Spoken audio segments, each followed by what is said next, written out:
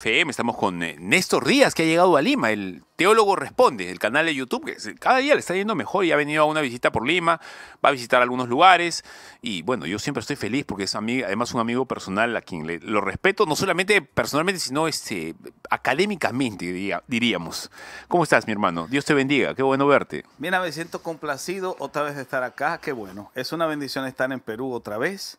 No me lo imaginaba que sería tan pronto, pero los milagros que hace el manager mío, Marcos Yuri, son increíbles. No, además que te tienen bastante aprecio en Perú. Entiendo que cada vez que vienes te invitan a varios lados, estás en bastantes iglesias. Claro que sí. Ahora mismo estamos en Villa El Salvador, que iniciamos con una conferencia a todo dar.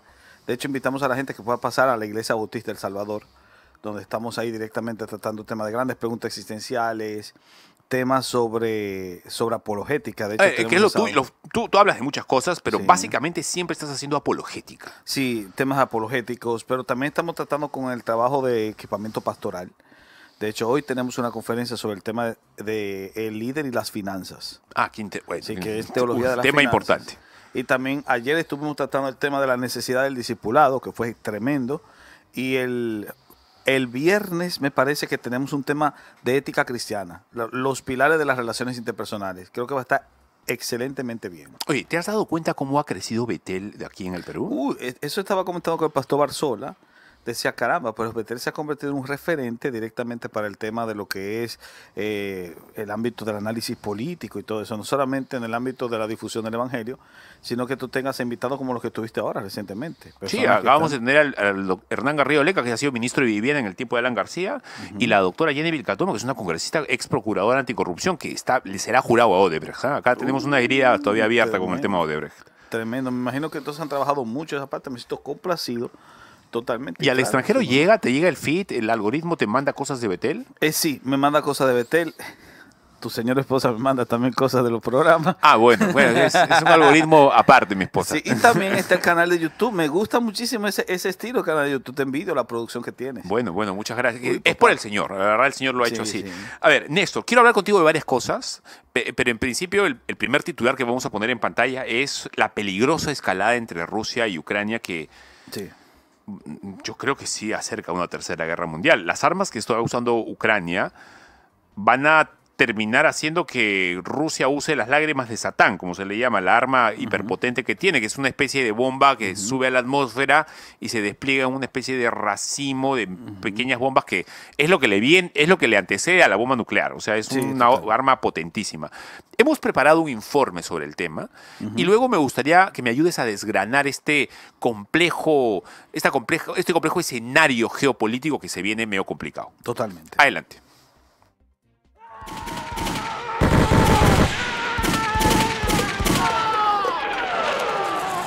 Una nueva alerta se enciende en el tablero global. La operación se preparó durante más de un año y medio. La planificación, la organización y los detalles fueron perfectamente preparados. Puedo decir con seguridad que esta fue una operación verdaderamente única. Ucrania afirma orgullosamente haber destruido más de 40 aviones de guerra rusos en varios aeródromos militares bajo una operación llamada La Telaraña, habiendo utilizado drones previamente desplegados en sus inmediaciones. Existe poderes internos dentro de la Unión Europea, dentro de Inglaterra, de Alemania, de Francia, que quieren forzar una guerra total. Los aliados de Ucrania han decidido levantar las restricciones que impedían usar armas de largo alcance contra Rusia. Alemania, una de las potencias europeas más influyentes, ya lo ha confirmado. ¿Qué significa todo esto? Que Ucrania ahora puede atacar directamente dentro del territorio ruso con misiles avanzados. Están utilizando, como siempre lo han venido haciendo a Ucrania, como carne de cañón. Esperemos que ahora estamos a expensas de lo que vaya a hacer Putin. Putin tiene muchas alternativas, como te digo, los Oresnik, o tal vez un ataque quirúrgico nuclear. Veremos qué pasa. Pero la situación es muy complicada y esto se va a iniciar en estos días. Hasta ahora, los misiles que Ucrania recibía de Estados Unidos, Francia o Reino Unido solo podían usarse en su propio territorio ocupado. Pero con esta nueva luz verde, sistemas como el Storm Shadow o Taurus podrían golpear objetivos militares rusos desde lejos, incluso en zonas estratégicas dentro de Rusia. Con estos misiles que tú me mencionas, sobre todo con los Taurus, desde territorio ucraniano podrían llegar tranquilamente a Moscú, bombardear Moscú, la capital de Rusia. Esta operación que hemos venido conversando, que yo le he puesto caballo de Troya, es una operación de inteligencia. Estamos hablando de armas con un alcance de hasta 500 kilómetros, capaces de destruir búnkers, bases aéreas y centros de mando. Si Rusia siente que su seguridad está siendo tocada, podría contraatacar, no solo contra Ucrania, sino contra cualquier país que esté enviando aquellas armas. ¿Qué pasaría entonces si ataca una base en Polonia o Alemania? Entonces la OTAN tendría que intervenir. Ya no estaríamos ante una guerra regional, sino ante una guerra mundial. Ahora, va a haber una respuesta, eso dalo por descontado. ¿Cuál será la magnitud de esa respuesta? Eso solamente está en la cabeza de un personaje que se llama Vladimir Putin.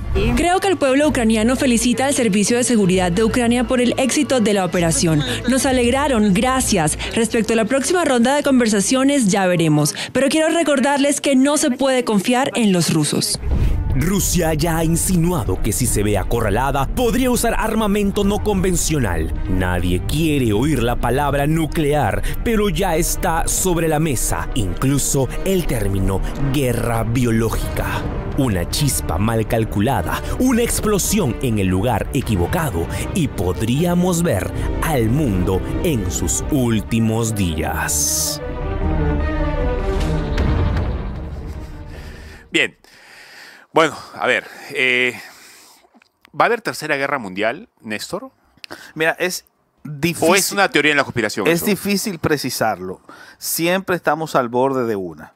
Es difícil precisar si sería en esta ocasión o si se están sembrando las semillas para que explote. Porque tú sabes que los detonantes de la Primera y Segunda Guerra Mundial ya estaban sembrados desde el siglo XIX. Entonces, técnicamente, uno podría analizar conflictos como el de Pakistán e India y luego entonces este conflicto que es el de más larga data. O sea, la guerra entre Ucrania y Rusia ya lleva como casi ya 4 años.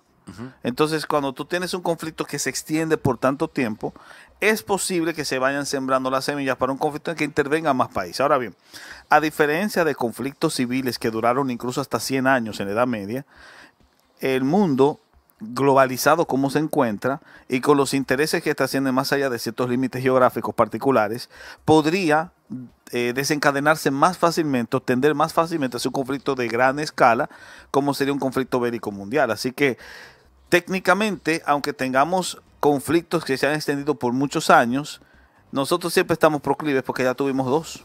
Así que fácilmente podríamos tener una tercera. Ya, a ver, ¿cuáles son los elementos que podrían estar germinando eventualmente en el futuro, en el corto o mediano plazo, una guerra de carácter mundial aquí en Ucrania?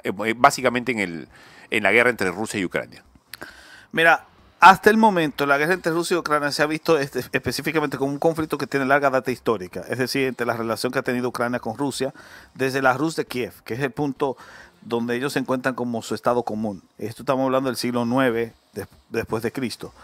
Pero como ya hay intereses bien marcados y definidos en cuanto a lo que Occidente y Oriente representa, es posible que los marcos ideológicos que desencadenan este tipo de batalla, a veces que se acordonan en medio de los intereses políticos, conlleve al desarrollo de ellos. Es decir, me imagino que Estados Unidos involucrándose en el conflicto bélico, sin mediación directamente de otros organismos que puedan tener un freno en ese caso, si en dado caso China llega a introducirse, cosa que por lo menos lo veo lejano, porque no veo que haya intereses chinos por lo menos en Ucrania, en Rusia.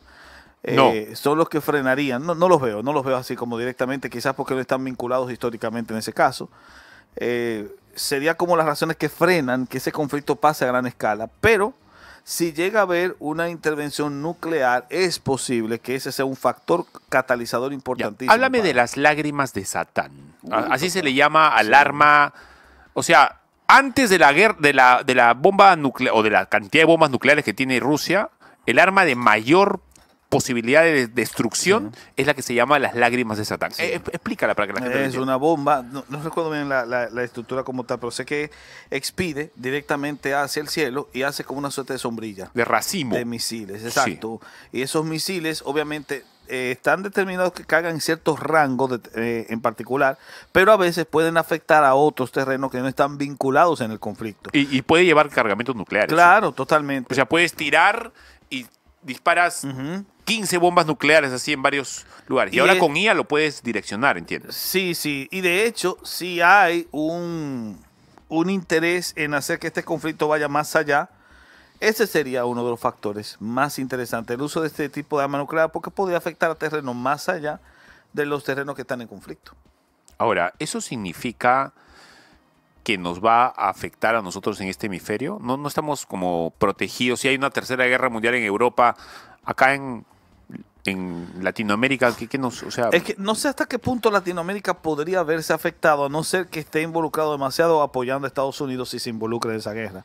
Pero los mayores desastres que podría generar se quedarían en Europa y en las zonas más cercanas. por ejemplo... Bueno, por ejemplo, si se queda en Europa también puede afectar a Turquía, si en dado caso sucede algo así. Quién sabe si la cuenca del Mediterráneo, incluyendo el norte de África, también puede haberse involucrado, como pasó ya en la Segunda Guerra Mundial, la Primera y la Segunda. Y si se involucra a China o se involucra a Japón, entonces es posible que trascienda un poquito más allá que simplemente el territorio europeo. Pero Latinoamérica, quizás por su posición geográfica, escapa a los problemas que generaría en términos de desastre, no desastre económico, sino desastre de las plantaciones, desastre de suelo, desastre de infraestructura. En ese caso, se salvaría. Luego vienen las consecuencias económicas que nos afectan a todos. A ver, Néstor, tú eres dueño de un canal de YouTube al que le está yendo muy bien y yo siempre te sigo, se llama El Teólogo Responde.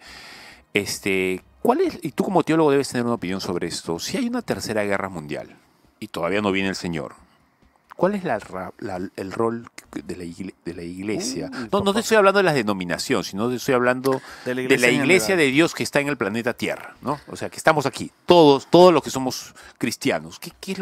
¿Cómo debemos actuar en medio de una cosa tan complicada como una tercera guerra mundial? Como cristianos. Pero ¿cómo se efectiviza eso? Sí. No, como cristianos nuestro deber siempre será orar y siempre será predicar en contra de los intereses malsanos que llevan a ese tipo de conflictos. Pero es posible que ocurra lo que está sucediendo en Ucrania. No sé si tú sabías que en el conflicto de la guerra ucraniano con Rusia ha habido parcelización de opiniones en cuanto a los distintos segmentos eclesiales que allí están representados. Por ejemplo, vamos, la Iglesia Católica, la Iglesia Ortodoxa rusa apoya totalmente la guerra de Rusia contra Ucrania. O sea, la perspectiva Rusia la apoya la Iglesia Ortodoxa. Incluso rusa. tienen una fundamentación teológica. ¿Cuál es? Que se conoce como el Ruskich Mir. El Ruskich Mir es como la idea, algo parecido a lo que pasó en Estados Unidos con Cecil Rhodes, de que Estados Unidos estaba llamado a salvar a Occidente, porque era la nación elegida por Dios. Los rusos tienen esa idea. Los rusos tienen esa idea, es una fundamentación teológica, se conoce como el Ruskich Mir. Y obviamente el patriarca Kirill de Moscú la apoya totalmente. De hecho, ve esto como una guerra santa en contra de la decadencia de Occidente. Sí, es verdad. Rusia se arroga la responsabilidad de mantener, digamos, la ortodoxia en el sentido más amplio del término. O sea, la cristiandad como era desde el principio, como la entienden ellos, ¿no? Exactamente. Entonces, por otro lado, tú tienes la Iglesia Ortodoxa de Ucrania, que se hizo autocéfala en 2019. Se independizó de Moscú. Esta está abiertamente a favor de la guerra. No me digas que es pro LGTB. Apoyando a Ucrania. En este caso todavía no se han decantado por eso, pero la Iglesia Ortodoxa Ucraniana está a favor, en este caso, de Ucrania en contra de Rusia. Está en contra de la invasión, pero a favor de que se enfrente esa invasión. Ahora bien, ellos tuvieron una decisión, porque en 2022 hubo y apareció otra iglesia ucraniana, que en este caso es más ambigua. Y se dice que ha sido utilizada como una herramienta de instrumentalización propagandística a favor del Kremlin. Entonces tú tienes la iglesia ortodoxa ucraniana dividida en dos, unos a favor y unos en contra. Entonces puede ser que este tipo de iglesias tomen partido. Algo parecido ocurre con la iglesia católico romana. O sea que hay dos iglesias católicos romanas de dos ritos diferentes en Ucrania. El rito bizantino y el rito latino. La de rito bizantino es pro-ucraniana. La de rito latino es ambigua. Y de hecho se ha criticado mucho al Papa que falleció porque no emitió muchas condenas en contra para evitar romper los canales diplomáticos con Moscú. Néstor, ¿y los evangélicos juegan un rol ahí en esa Sí. guerra? ¿Hay cristianos Sí.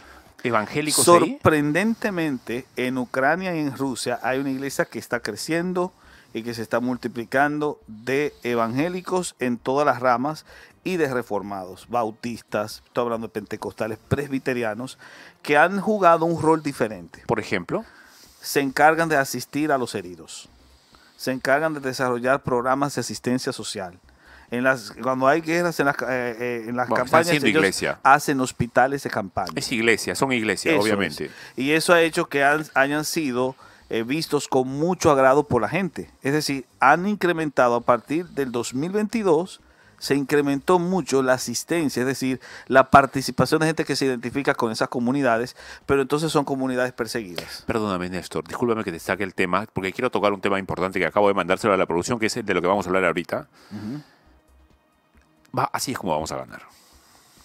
Discúlpame, yo soy medio postmillennial, ¿ya? O sea, Sí, yo estoy totalmente de acuerdo. Así es como vamos a ganar. Así es como vamos a llegar al final de los tiempos con una iglesia pura, sin manchas, sin arrugas, semejante, Exacto. lista para ser entregada al Señor.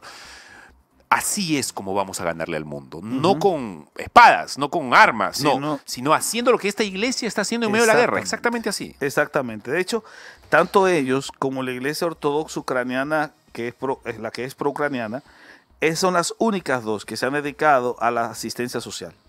Se han dedicado a ese trabajo y por eso han incrementado. La única diferencia es que la iglesia evangélica está siendo perseguida. La iglesia ucraniana, aunque ha sido perseguida en territorio ruso, pero en las iglesias evangélicas han sido perseguidas en territorio ucraniano controlado por Rusia y también en Rusia, pero tú sabes O que sea, está esta ley. por ambos lados. Por ambos lados, pero sorprendentemente quienes más se han enseñado son los rusos. Los ucranianos, por ejemplo, en zonas ucranianas, las iglesias tienen más libertad. Pero en territorio controlado por Rusia, sobre todo el Donbass, hay pastores secuestrados, hay pastores asesinados. Y eso es una cosa penosa que a veces no sale en los noticieros. Te quiero...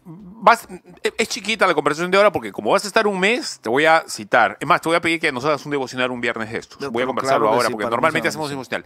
Mira lo que tengo en pantallas. Saca ese titular porque no tiene nada que ver, mi hermano. Uy, papá. Acabo de hacer un video en mi canal de YouTube sobre el mosaico de Megido. Es del año 230, acaba de ser... Bueno, no fue descubierto hace bastante tiempo, pero se ha hecho público hace un poco tiempo. Y es la primera frase escrita en un mosaico encontrado en Israel que tiene la frase Jesús es Dios o dedicado al Dios Jesucristo, antes de Constantino, del año 220.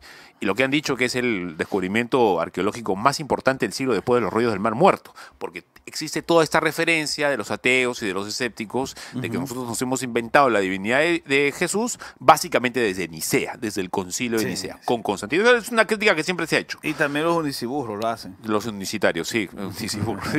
Bueno, sí, pues no son para decir pues, que solamente existe Jesús y no hay nada más, quiere decir que estás medio mal de la cabeza, pero en fin. Este mosaico, el mosaico de Megido, indica que los cristianos creían, afirmaban que Jesús era Dios desde el principio, desde mucho antes de Constantino.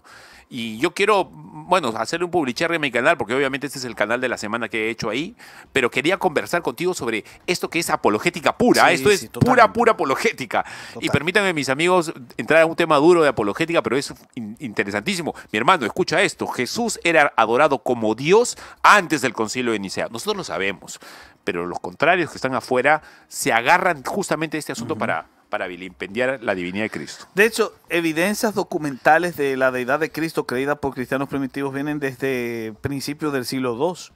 Recuérdate la famosa carta de Plinio el Joven a Trajano, que es una carta que está fechada entre el 110 y el 112, donde él decía que torturó a dos mujeres cristianas Diaconisas. que eran diaconisas, Sí. y ellas bajo tortura les reconocieron que ellas adoraban a Jesús como si fuera Dios.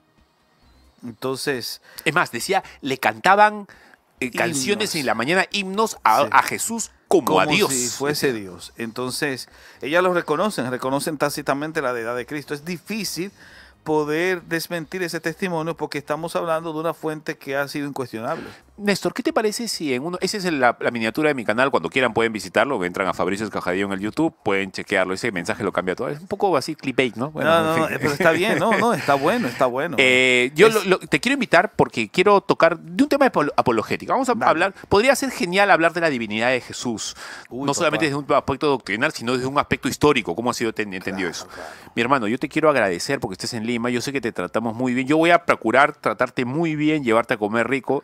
Has venido medio flaco, así que te voy a devolver a Nueva York gordo. Te voy a cebar como un Oye, necesito ese ceviche, esa lecheta. Bueno, yo te voy a llevar. Y comerme una causa. No, yo te tengo mucho aprecio a ti, porque por lo bien que estás haciendo en YouTube las cosas, claro. Eres un referente para muchos chicos. Sí. Y a los contrarios se les tiene que dar. Atanasio lo hizo. Sí. Atanasio no fue claro cuando hablaba. Además, era bastante...